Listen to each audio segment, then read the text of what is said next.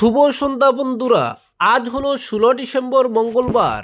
আজকের সন্ধ্যার বিশেষ বিশেষ খবর হলো করিমগঞ্জ সিভিলের টেস্ট রিপোর্ট বাণিজ্য সত্যতা যাচাইয়ে হাসপাতালে জেলা শাসক। দস্তুর মতো ব্যবসা শুরু হয়েছে করিমগঞ্জ সিভিল হাসপাতালে। এক্স রে, সোনোগ্রাফি ইত্যাদির রিপোর্ট আনতে গেলে টাকা দিতে হচ্ছে কর্মীদের। টাকা দিলে হাতে নাতে মিলে যাচ্ছে রিপোর্ট, না হলে অপেক্ষা করতে হচ্ছে অনেক দিন। সোমবার জেলাশাসক প্রদীপ দ্বিবেদীর সারপ্রাইজ ভিজিটে এমন চিত্রই ধরা পড়ল সিভিল হাসপাতালে। এদিন জেলাশাসক গোটা হাসপাতাল চত্বর পরিদর্শন করেছেন।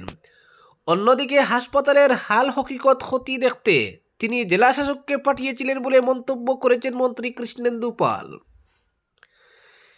একের পর এক অভিযোগ উত্থাপিত হচ্ছে সিভিল হাসপাতালে।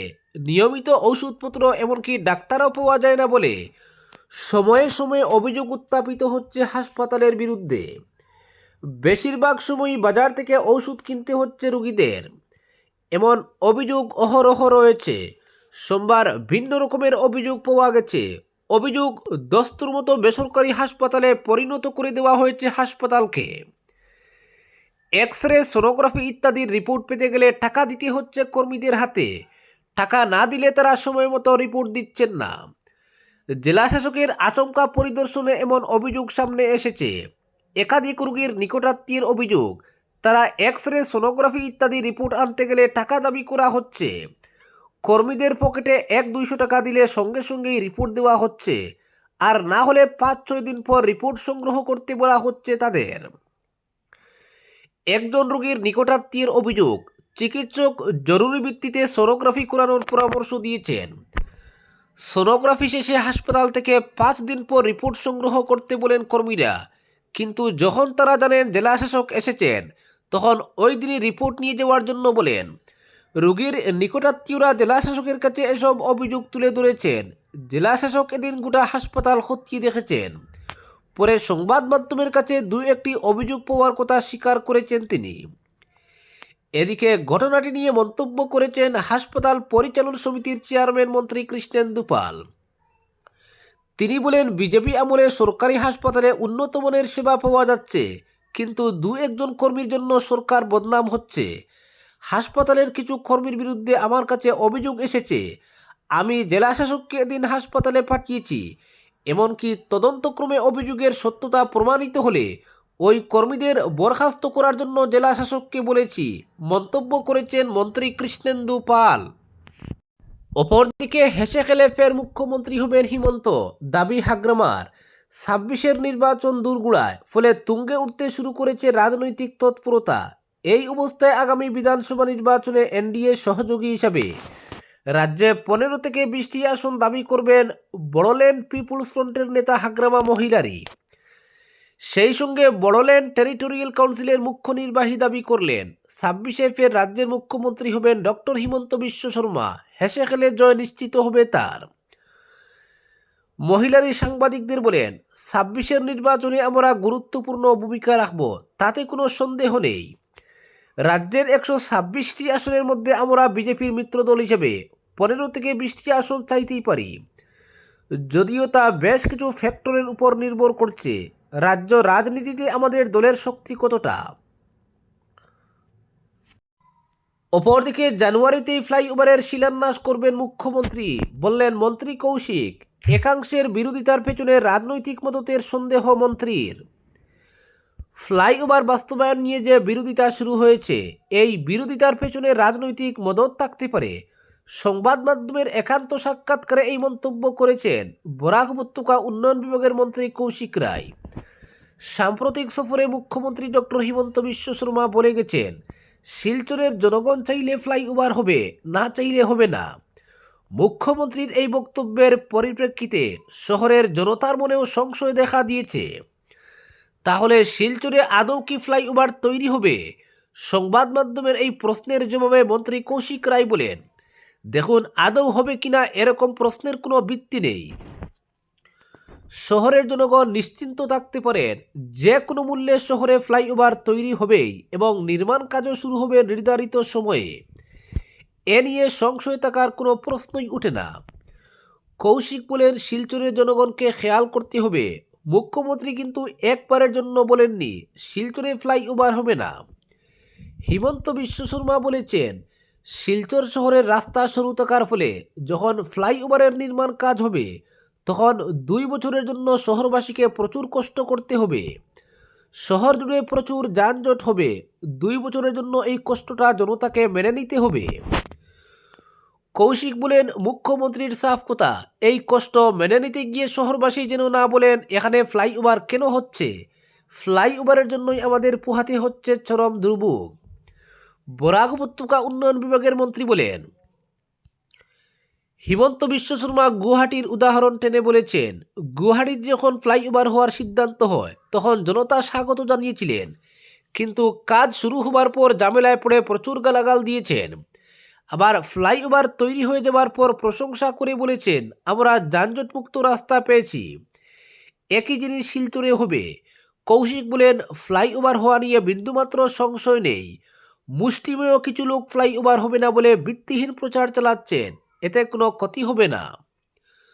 তবে প্রকল্পকে ঘিরে সংশয় দেখা দেওয়ার কারণ হলো মুখ্যমন্ত্রী বলে গেছেন, ফ্লাইওভার নিয়ে কাছাড়ের ডিসিকে ফের জনতার সঙ্গে আলোচনা করে মতামত নিয়ে দিশপুরে রিপোর্ট পাঠাতে হবে। প্রশ্ন হচ্ছে, যেখানে একবার সভা ডেকে মতামত নেওয়া হয়েছে সেখানে ফের কেন মতামত নেওয়ার প্রয়োজন পড়ছে। এর জবাবে মন্ত্রী বলেন, দেখুন, মুখ্যমন্ত্রী আরও একবার জনতার সঙ্গে কথা বলতে বলেছেন, আর আমি বারবার কথা বলার পক্ষে রয়েছি। বারবার কথা বললে সব সংশয় দূর হবে। এই প্রকল্পটি সরকার জোর জবরদস্তি করছে না, একটা যানজটমুক্ত সুন্দর শিলচর গড়ার জন্য। ফলে সর্বাবস্থায় জনতাকে আস্থায় নিয়ে কাজ করতে হবে। মন্ত্রী বলেন, আমাদের দায়িত্ব জনতাকে বারবার সব কিছু বুঝিয়ে বলা। উদাহরণ দিয়ে মন্ত্রী বলেন, কেউ কেউ ভাবছেন ফ্লাইওভার সিঙ্গুল লেন হবে, ওয়ান ওয়ে হবে, অর্থাৎ রাঙ্গিরখাড়ির মানুষ ফ্লাইওভার উঠলে সদরঘাটের কেউ এর উপর দিয়ে রাঙ্গিরখাড়িতে যেতে পারবেন না। এই ভুলগুলো ভেঙে দেওয়ার দায়িত্ব আমাদের পালন করতেই হবে। কিন্তু এসব কথা কি এতদিন যেসব বৈঠক বা নাগরিক সভা হয়েছে ওইগুলোতে হয়নি কেন? কৌশিক বলেন, বৈঠক অনেকগুলি হলেও যেহেতু মেগা প্রকল্প, ফলে কিছু মানুষ এ নিয়ে ভুল বুঝছেন, আবার কিছু মানুষ ইচ্ছাকৃতভাবে জনতাকে ভুল বোঝাতে চাইছেন ফ্লাইওভার নির্মাণ প্রকল্পকে বানচাল করে দেওয়া যায়। কৌশিক বলেন, আমরা জানি সেন্ট্রাল রোড, নাজিরপট্টি এইসব জায়গার ব্যবসায়ীরা ফ্লাইওভারের জন্য সমস্যায় পড়বেন, তাদের প্রতি আমাদেরও সহানুভূতি রয়েছে। কিন্তু একটি বড় প্রকল্প বাস্তবায়িত হতে হলে কাউকে না কাউকে তো ত্যাগ স্বীকার করতেই হয়। কিন্তু কিছু লোক আছেন যারা চান না ফ্লাইওভার হোক, এরাই মানুষকে ভুল বোঝানোর চেষ্টা করছেন। এর থেকেই বোঝা যায় ইচ্ছাকৃতভাবে প্রকল্পকে বানচাল করার চক্রান্ত চলছে। তবে আমরা সংকল্পবদ্ধ, ফ্লাইওভার হবেই। যারা ইচ্ছাকৃতভাবে ভুল বোঝানোর চেষ্টা করছে তারা কি রাজনৈতিক ব্যক্তিত্ব? কৌশিক বলেন, রাজনৈতিক মদত থাকতেই পারে, কারণ যারা বিরোধিতা করছেন, অযৌক্তিক কথা বলছেন, বানচাল করার চেষ্টা চালাচ্ছেন, তাদের মধ্যে কয়েকজন এমনও রয়েছেন যারা কোনো না কোনো রাজনৈতিক দলের সঙ্গে যুক্ত রয়েছেন। কৌশিক বলেন, আমরা সবার যুক্তিকেই স্বাগত জানাই, সব যুক্তি আমরা শুনব, এই জন্যই আমরা বারবার আলোচনার পক্ষে। তবে এইসব যুক্তি তো আর মানা যায় না যে ফ্লাইওভার হলে সেন্ট্রাল রোড অন্ধকার হয়ে যাবে। সেন্ট্রাল রোড দিয়ে নেতাজি গান্ধীজি হেঁটে গেছেন বলে এখানে ফ্লাইওভার বানানো যাবে না। সেন্ট্রাল রোডের পাশে যে বাড়িতে নেতাজি গান্ধীজি থেকে গেছেন সেই বাড়ি তো কবেই গুড়িয়ে দেওয়া হয়েছে, তখন কেন মেনে নেওয়া হলো? এর জন্যই আমি মন্ত্রী হিসাবে, দীপায়ন চক্রবর্তী বিধায়ক হিসাবে এবং পরিমল শুক্লবৈদ্য ও কোনাদপুর কায়স্থ সাংসদ হিসাবে মানুষকে আলোচনার মাধ্যমে বোঝানোর দায়িত্ব চালিয়ে যাব, বারবার আলোচনার মাধ্যমে। মন্ত্রী প্রত্যয় ব্যক্ত করেন, ফ্লাইওভারের শিলান্যাস জানুয়ারি মাসেই হবে। মুখ্যমন্ত্রী বড়খোলা, উত্তর করিমগঞ্জ ইত্যাদি বিধানসভা কেন্দ্রের মহিলা উদ্যমিতা প্রকল্পের চেক বন্টন করতে আসবেন, তখনই সময়সূচি বের করে শিলচরে ফ্লাইওভারেরও শিলান্যাস হবে। অপরদিকে আসাম সহ সারা দেশে জনবিন্যাসের কারণ ও প্রতিকারে উচ্চ পর্যায়ের কমিটি গড়বে কেন্দ্র। জাতীয় নিরাপত্তার প্রতি হুমকি সৃষ্টি করে আসাম সহ দেশের বিভিন্ন প্রান্তে জনবিন্যাস অর্থাৎ ডেমোগ্রাফিক পরিবর্তনের কারণ ও প্রতিকার নির্ধারণে একটি উচ্চ পর্যায়ের কমিটি গঠনের সিদ্ধান্ত নিয়েছে কেন্দ্রীয় স্বরাষ্ট্র মন্ত্রক। এই কমিটি বৈজ্ঞানিক পদ্ধতিতে জনবিন্যাস পরিবর্তনের কারণগুলো বিশ্লেষণ করার পাশাপাশি নীতিগত ও আইনিভাবে গ্রহণযোগ্য পদক্ষেপ সম্পর্কে দিক নির্দেশ করবে। রাজ্যসভায় কেন্দ্রীয় পরিসংখ্যান ও প্রকল্প বাস্তবায়ন মন্ত্রকের স্বাধীন দায়িত্বপ্রাপ্ত প্রতিমন্ত্রী রাও ইন্দ্রজিৎ সিং সোমবার এই গুরুত্বপূর্ণ তথ্য প্রকাশ করেন। সংসদের প্রশ্নোত্তর পূর্বে বিজেপি সাংসদ দর্শনা সিংয়ের উত্থাপিত এক প্রশ্নের উত্তরে মন্ত্রী সিং জানান, অনুপ্রবেশ এবং অন্যান্য অস্বাভাবিক কারণে সৃষ্টি হওয়া জনবিন্যাসের পরিবর্তনজনিত চ্যালেঞ্জগুলিও বিশ্লেষণ করা হবে এবং প্রতিবেদন আকারে সরকারকে পরামর্শ দেওয়া হবে।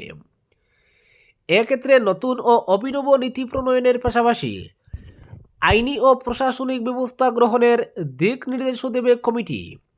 উল্লেখ্য, কেন্দ্রীয় স্বরাষ্ট্র মন্ত্রক জনবিন্যাসের পরিবর্তন নিয়ে উচ্চ পর্যায়ের কমিটি গঠনের সিদ্ধান্ত নিয়েছে বলে মন্ত্রী রাও সংসদকে জানালেও কবে এবং কার নেতৃত্বে এই কমিটি গঠিত হবে সে বিষয়ে তিনি কোনো তথ্য দেননি। প্রসঙ্গত, চলতি বছরের স্বাধীনতা দিবসে প্রধানমন্ত্রী নরেন্দ্র মোদী জনবিন্যাসের পরিবর্তনজনিত চ্যালেঞ্জ মোকাবিলায় একটি উচ্চ পর্যায়ের অভিযান চালানোর ঘোষণা করেছিলেন। এই পরিবর্তন নিয়ে দেশে ইচ্ছাকৃত ষড়যন্ত্র চলছে বলেও প্রধানমন্ত্রী আশঙ্কা প্রকাশ করেছিলেন। কেন্দ্রীয় স্বরাষ্ট্র মন্ত্রকের একটি সূত্র জানায়, গত 10 সেপ্টেম্বর প্রধানমন্ত্রী নরেন্দ্র মোদীর পৌরোহিত্যে অনুষ্ঠিত ক্যাবিনেট বৈঠকে কেন্দ্রীয় স্বরাষ্ট্রমন্ত্রী অমিত শাহ উচ্চ পর্যায়ের কমিটির বিষয়টি উত্থাপন করে কমিটির কর্মপরিধি ও শর্তাবলী নিয়ে বিস্তারিত আলোচনা করেন। ওই ক্যাবিনেট বৈঠকেই উচ্চ পর্যায়ের কমিটি গঠনের সিদ্ধান্ত গৃহীত হয়।